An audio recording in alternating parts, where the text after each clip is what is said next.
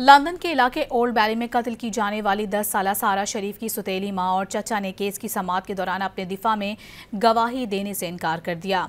Don अखबार की report के मुताबिक 42 साला इरफान शरीफ, उनकी अहलिया 30 साला बिनिश बतूल और उनके 29 साला भाई फैसल मलिक को कत्ल और बच्ची की मौत की वजह बनने या उसको मरने देने के इल्जामात के तहत ट्रायल का सामना है।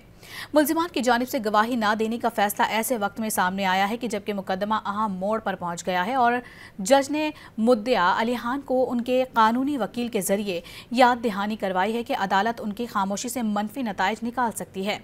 याद रहे कि इससे कबल मकतूला सारा शरीफ के वालिद इरफान शरीफ ने अपनी बेटी की मौत की मुकम्मल जिम्मेदारी कबूल करते हुए एतराफ़ किया था कि उसने सारा को क्रिकेट बैट से तशद्दुद का निशाना बनाया, जिससे मौत वाक़ई हुई।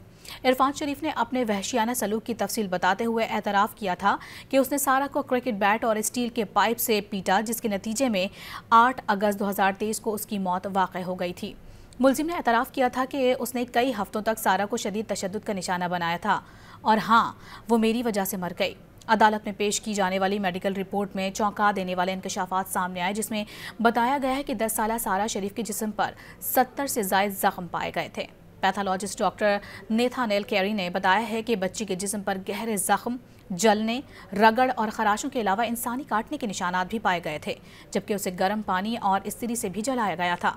वाज़ेह है कि सारा शरीफ की लाश गुज़िश्ता साल 10 अगस्त को बरतानिया में वॉकिंग के इलाके में एक घर से मिली थी। पाकिस्तान फरार होने वाले तीनों मुल्जिमान पुलिस को मतलूब थे। मज़ीद न्यूज़ अपडेट्स और डिजिटल स्टोरीज के लिए सब्सक्राइब करें डॉन न्यूज़ पाकिस्तान।